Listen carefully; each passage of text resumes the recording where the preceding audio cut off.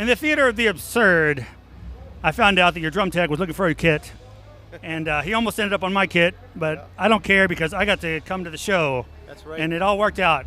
That's so right. I'm with Ray Luzier of KORN, who found out about the new record during NAMM, but you're going to tell us about this tour and how things are going on the tour. It's going fantastic. Our new single, Rotting in Vain, just hit radio, and our new video's out. Features Tommy Flanagan from Sons of Anarchy. So any Sons fans out there, check it out. People are kind of tripping on that. It's got like almost 3.5 million views in a little over a week and a half. Yeah, it's doing really well, and everyone's like, KORN's back. We never went anywhere, but we did dabble in some other styles of music. So this record, we had producer Nick Raskulinix. Oh, wow. Yeah, he did the last 2 Deftones, the last 2 Rush, the last 2, he's been with Dave Grohl forever. And he's got a way of making a band feel like the band, and he definitely captured that. I can't stop playing it. I need to stop. I'm getting sick of it already, the record. So I'm really excited. Hey, your sunglasses are misted up because it's only 100 degrees out here. These are actually the way the lens is supposed to look.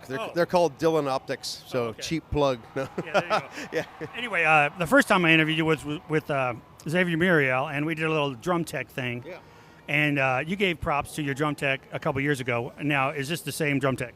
We went through Abel Catfish Vallejo has been my main guy. A couple of times he stepped down, like during the dubstep Path of Totality record. There was a bunch of computers, and we had a lot of stuff we were running on tracks, and he went away for that and came back. But he's always been in and out since almost I got the gig. So he's awesome. He's rad. He's your bud. He's my bud, and he's a great drummer, and he's a rad, one of my best friends. This guy over here is Abel Catfish Vallejo. No, this is Abel. He's my boy. He's a great drummer. You guys are going to see him places. He already filled in for me once, so be careful out there, kids. Your tech can fill in for you.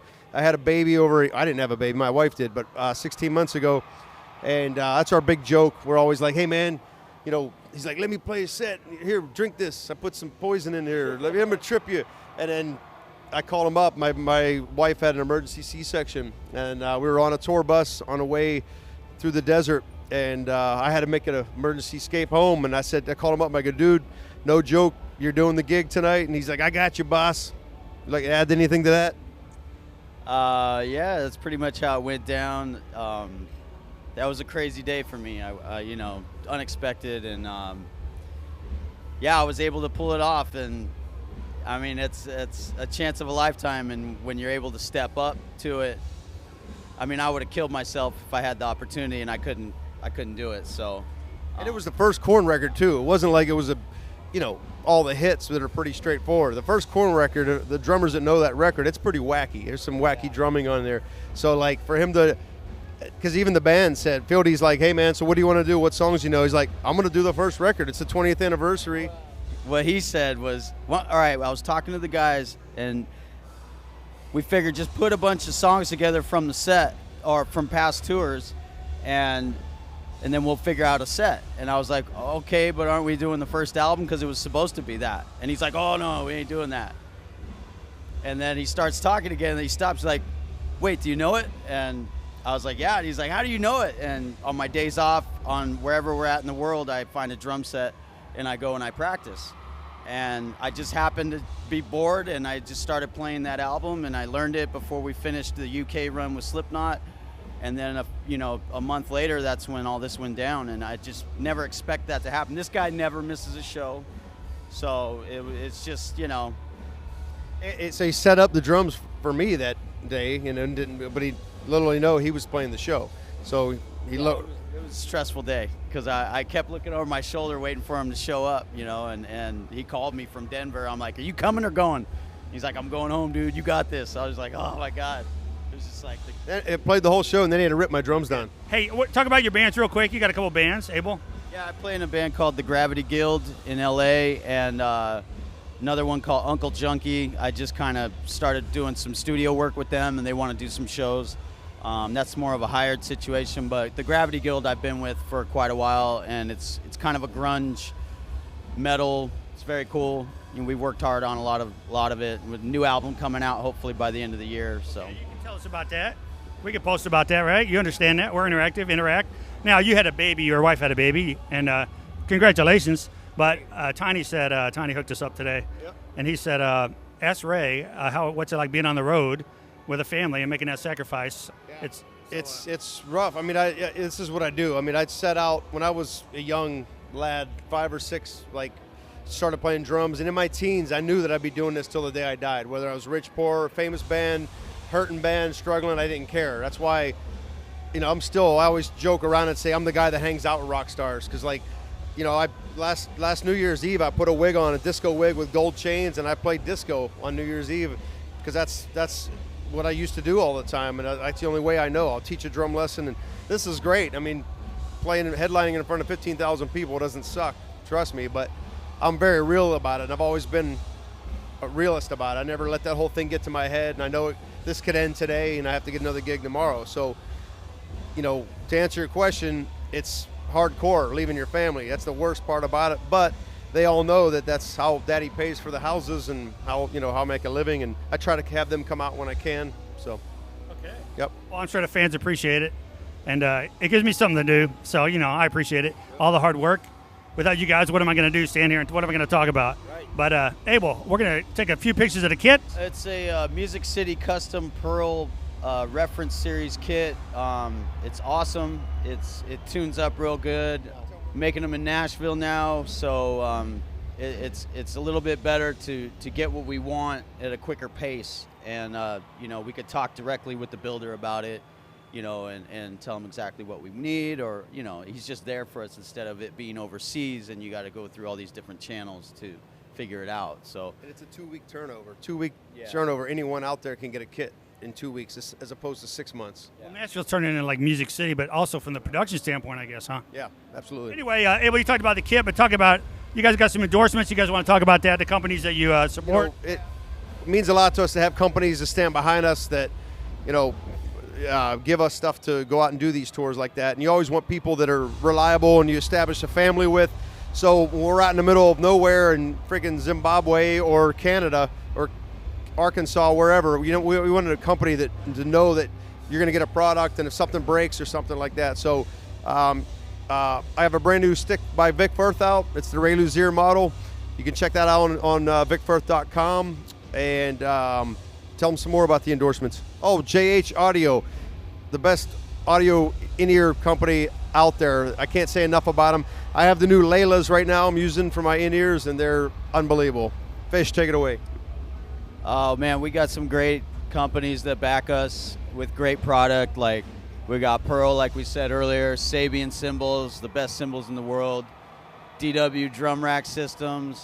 I mean, everybody that takes care of us, Vic Firth, Remo, it's so awesome to have, for my job, to have these companies when we really need something in a crunch.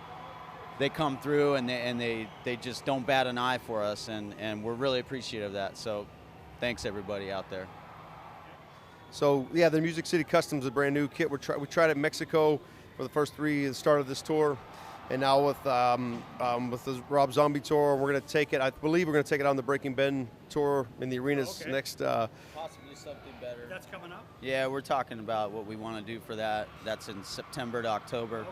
And I kind of want to do something maybe a little different with the kit and with the rack.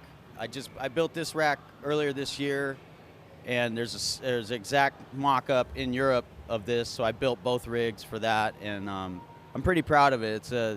I tried to go totally against the grain. Everybody has the normal drum rack, and the lines I wanted nothing to do with normal when it comes to a rack, because everything's always tiered or straight, and so I went with this really, I can't even describe it. It's just, you'll see pictures of it when we get a chance, but yeah. I'll be taking pictures of it when I get a chance. So thank you for the invitation to take some pictures. Then I get to take a secret special picture on stage today. Yeah. And if I capture that one, I win an award, some kind of an award. Absolutely, yes. You win a free Serenity of Suffering record. Talk about that real quick. October 21st, everyone comes out. You can pre-order it right now, which I'd really appreciate if you did. It's only $9.99. Who can't afford a $10 bill? Come on. Actually, I saw the video online today. It was really cool. I liked it. It started off. I'll tell you what. It started off with the kind of the Ray Luzier, which is the non-traditional KORN groove of your dexterity. Your kind of little, I don't know what you would call it, the finesse that you have, and then you blasted it Yeah. So you got those two skills. How do you manage them and keep those separate when you need to? It's just something that evolved through the years. You know, I try to, you know, I've had conversations with Bozio, several people that I really look up to, and they're like, you don't really find your style till like later on. You know, you try to emulate your favorite heroes out there, but eventually you kind of conform into your own style. You know, and it's a really cool thing. When I joined KORN, this is a rough animal, man. This ain't just some band you just join and go, oh, I was in David Lee Roth, Army of Anyone, now I'm going to join this band. It's not like that. It's a whole different animal, you know. And so to find the cool thing about when I joined KORN was like they wanted me in the band. You know, they said that's why you got the gig. We wanted your personality in here, and that's some of the best compliments you can ever get. You know, so that's the flair I add is just something that's every single bit of history that I have, every record I've ever listened to, every concert, every influence, all mashed into one, and you hope to make it your own thing, you know. So I will buy your CD. yes, you better 10 of them. I told Anthony that I was so excited. He bought a CD today, and I said, Thank you, Anthony. we're going to buy many more, and I give them out to people. Hey, you know what? I'll tell you what. I'll give away 10. I'll buy 10, and I'll give away 10 on DRUMline to the first people that comment on this interview by sending me an email. I'll go in even more than that. I'll sign a couple sticks tonight to give away with that. All right, the grand prize winner, who has the best comment about Ray's haircut, gets a pair of sticks. Yes. Because, Ray, this is Return to the Dreads, and you ain't got none. I never will either. So there you go. This is a new wig I got. You'd have to get that wig out, besides the disco wig, to have dreads. Well, thank you guys so much. You guys want to talk about anything about me? No, I'm just kidding. No. I'm editing that. Don't even talk about me. I'll tell you one more. I have a comment about Ray. Come up here, Ray. The reason I'm standing in front of you, Ray's larger than life, but he's a man. He's a real person, and he couldn't be a better role model for you kids. Are you drummers out there trying to have a professional career in anything? Ray's awesome. Thank you.